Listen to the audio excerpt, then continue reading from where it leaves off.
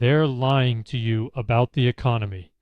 While politicians celebrate 3% inflation and bigger tax refunds, I discovered something that made my blood run cold.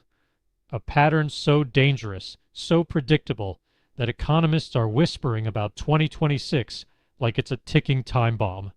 What I'm about to show you isn't speculation. It's math. Cold, hard calculations that reveal why your grocery bill keeps climbing while they tell you everything's fine.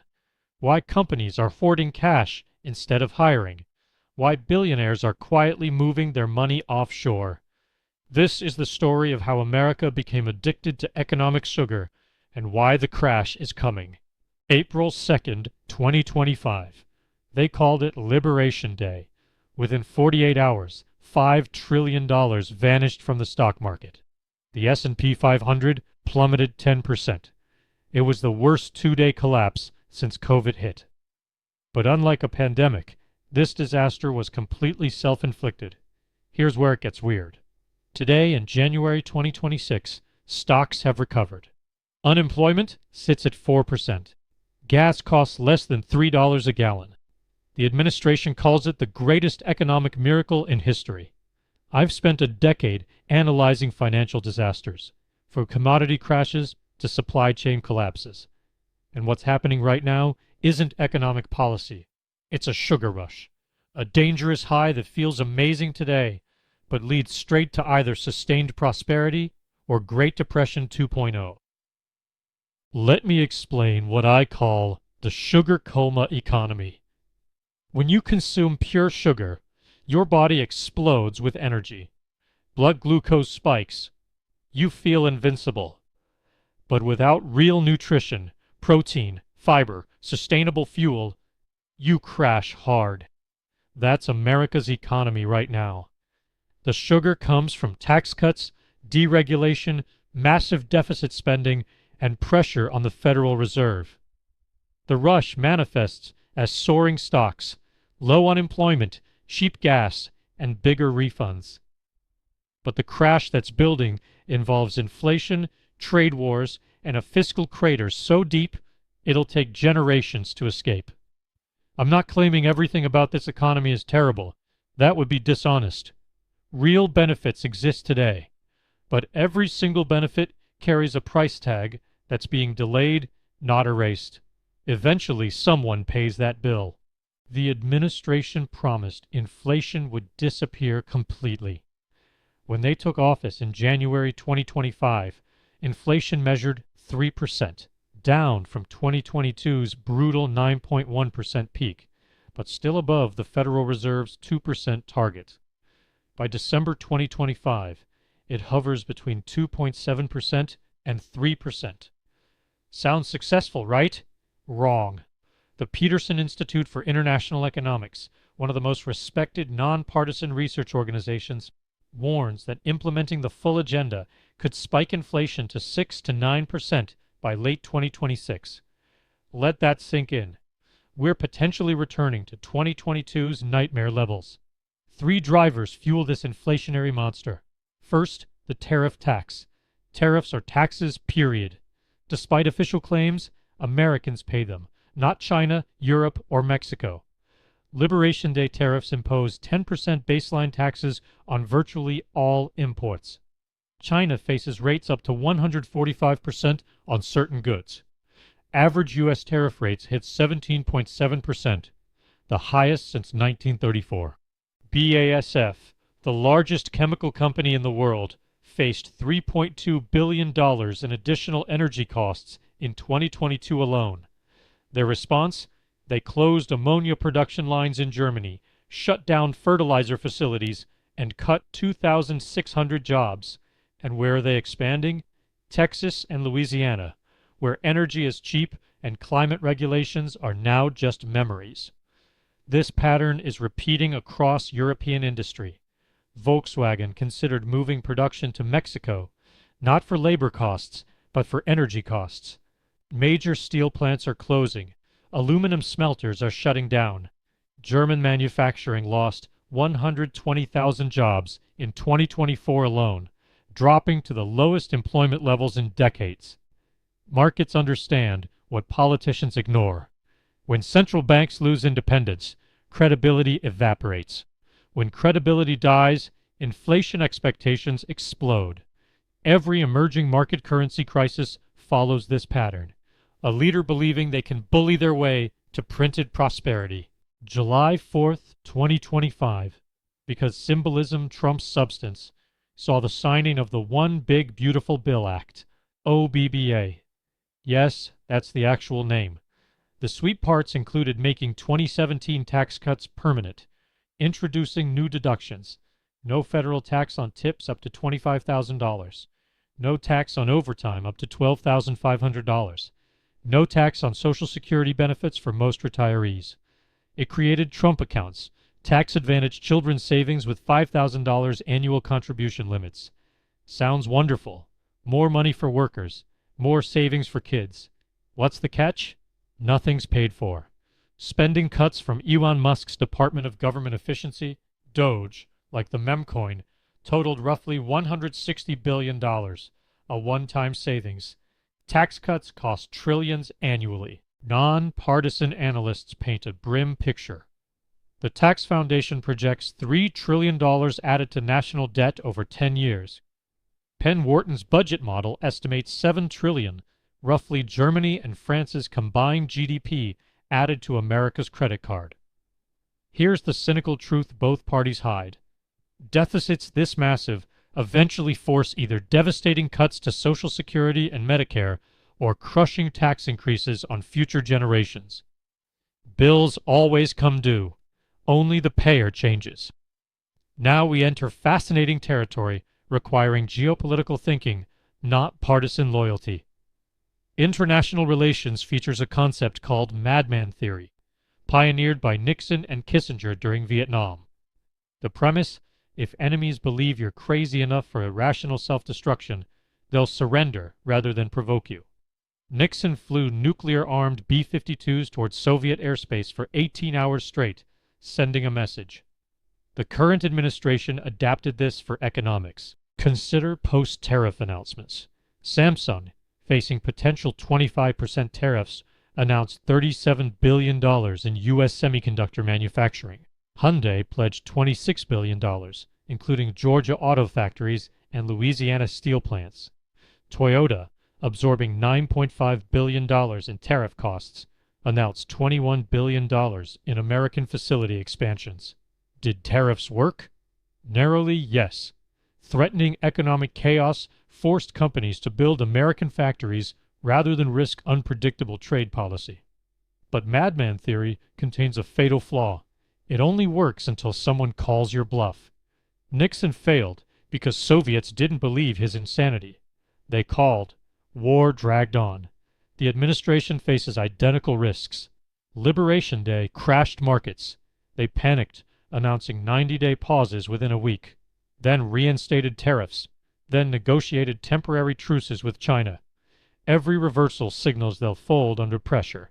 Once opponents know you'll blink, leverage vanishes. Harvard negotiation studies concluded, whatever promises made, whatever threats issued, belief evaporates. Leveraging power becomes exponentially harder. Madman Theory is single use. Multiple firings reveal blanks in the chamber. Liberation Day's aftermath.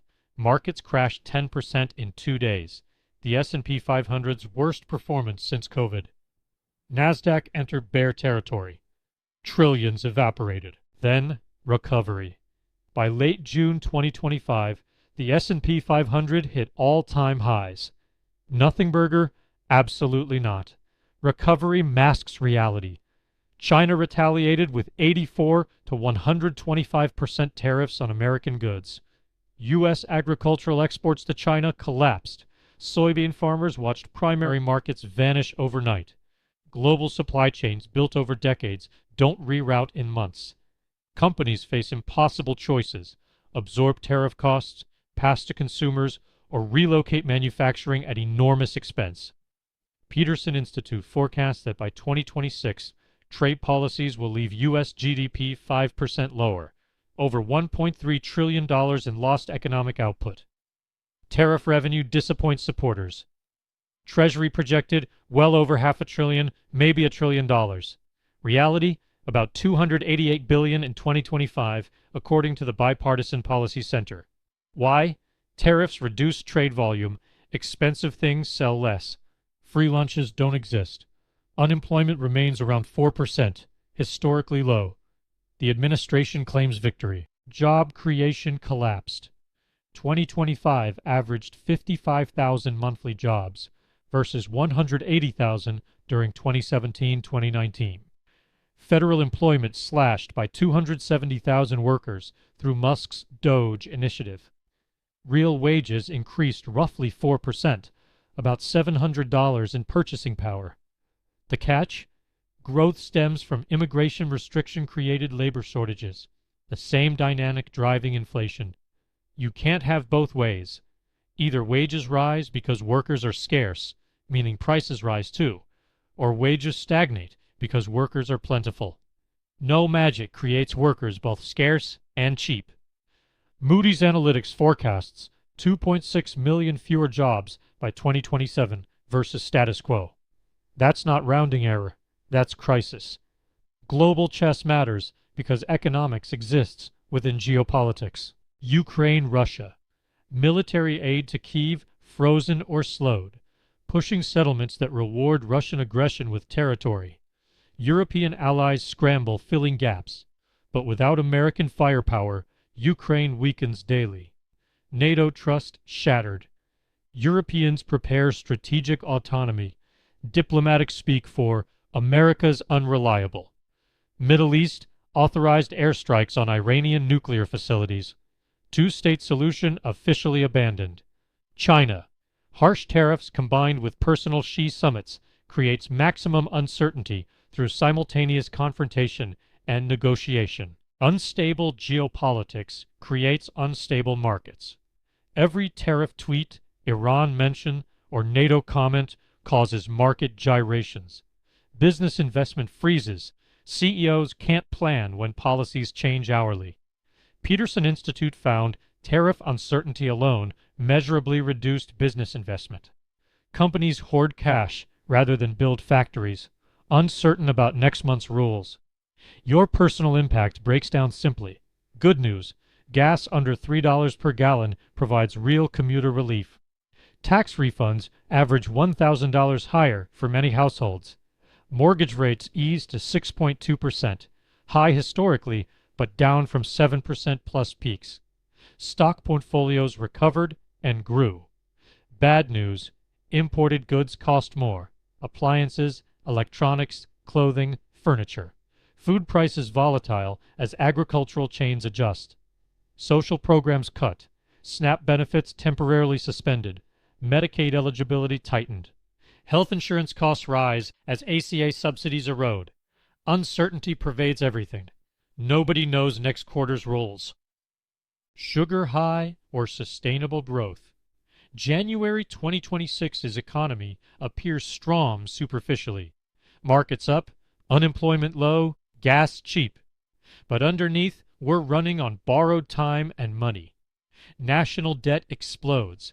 Trade wars destroy decades-old relationships. Inflation pressures build behind dams of one-time corporate absorption and pre-tariff inventory depletion. By mid-2026, dams may break. Retailers exhaust stockpiles. Companies deplete absorption margins. Consumers face full tariff weight that was always inevitable.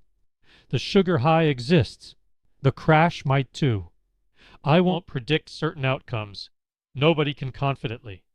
But this represents American history's most dangerous economic experiment. Wholesale rejection of post-World War II consensus on trade, alliances, and fiscal responsibility. Genius or madness depends entirely on whether the world blinks first. Historically, the world maintains excellent poker faces. Every major trade war shares one pattern. Initiating countries always believe in quick victory. They never achieve it. Personal perspective. I speak with many 60 to 70-year-olds who spent 4 decades building retirement, doing everything right, saving, investing, paying off houses, planning for Social Security. Now they watch news, wondering if rules will change. Your worry isn't crazy, but you're not helpless. Markets recovered after Liberation Day. Your 401k probably looks fine, maybe better. But recovery built on two things: hope for negotiated tariff reductions and companies absorbing unsustainable costs. By mid-2026, buffers expire. Retailers sell through pre-tariff inventory. Manufacturers exhaust margins. Delayed price increases arrive, not from malice, but mathematical inevitability. The question isn't whether consequences exist. They do. It's whether they'll remain manageable, slow down, some inflation, adjustment, or compound into worse.